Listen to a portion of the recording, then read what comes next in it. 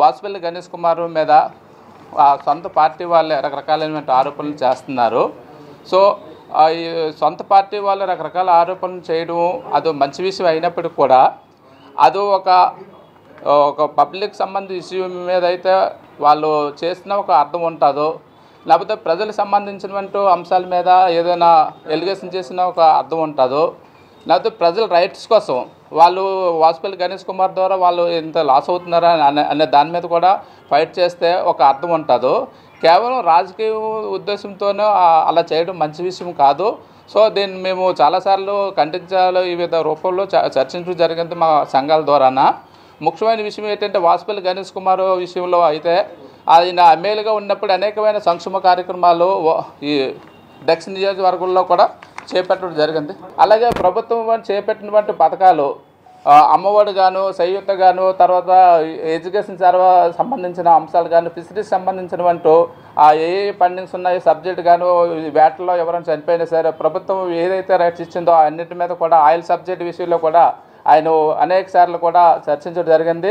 అంతేకాకుండా కేజీహెచ్లో ఎన్నో జిల్లాల నుండి నిరుద్యోగులుగా వస్తుంటే భోజన సదుపాయం కూడా ఆయన ఏర్పాటు చేస్తూ అన్ని నిరుపేదలు ఉన్న వాళ్ళు కూడా ఆదరిస్తున్నారు. సో అలాంటి నాయకుడిని కూడా అనుకోగలిగితే ప్రజలకు మంచి సదుపాయాలు అందించడం జరుగుతుంది. అంతేకాకుండా సీఎం రిలీఫ్ ఫండ్ మీద కూడా ఆయన సొంతంగా కలగజేసుకొని కూడా అందరూ కూడా ఇవ్వడం జరిగింది. ఇలాగా నియోజకవర్గంలో చాలామంది లబ్ధి పొందారు ఆయన వల్ల.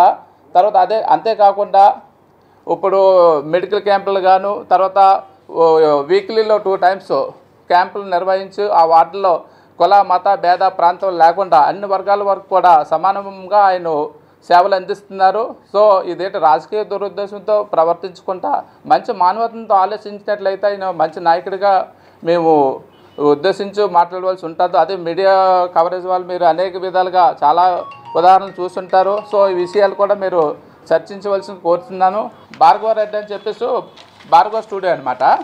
సో ఈయన ఏంటంటే ఈ బాలకృష్ణ వెనుక సినిమా షూటింగ్ కోసం వచ్చారు ఆయన. ఆ షూటింగ్ నిర్మాణం జరిగిన తర్వాత లాస్ వచ్చిందని చెప్పేసి 9 ఎకరాల 99 సెంట్ల వరకు ఆయన రాసుకున్నారు. ఆయన గంగవరం వారసుడు కాదు, అలాగే విశాఖపట్నం జిల్లా సంబంధించినటువంటి వారసుడు కాదు. అక్కడ మన రెవెన్యూ ఈఆర్ఓగా రెడ్డి సామాజిక వర్గం వాళ్ళు ఉండటం వలన, ఈయన రెడ్డి కులానికి చెందిన వాళ్ళు అవ్వటం వలన రెవెన్యూ రికార్డుల్లో ఆయన పేరును మెన్షన్ చేసుకో 90 సెంట్లు ఆల్రెడీ ఈరోజు కూడా రెవెన్యూ రికార్డుల్లో ఆయన సొంతం భూమిగా అడంగాల్లో ఎక్కించుకొని ఉన్నారు. అదే గ్రామంలో 30-40 సంవత్సరాల నుండి కూడా సాగు చేసుకొని 100-200 ఎకరాలు కూడా సాగు చేసుకుని ఉన్నా సరే వాళ్ళకు పట్టాలు ఇవ్వమని చెప్పి రాష్ట్ర ఉన్నత హైకోర్టు వారు గాను, జిల్లా అధికారులు గాను, ఈ చీఫ్ సెక్రటరీ, ముఖ్యమంత్రి వారికి అనేకమైన వినతి పత్రాలు ఇచ్చినా సరే వాళ్ళు కూడా సమస్య పరిష్కారం కాలేదు.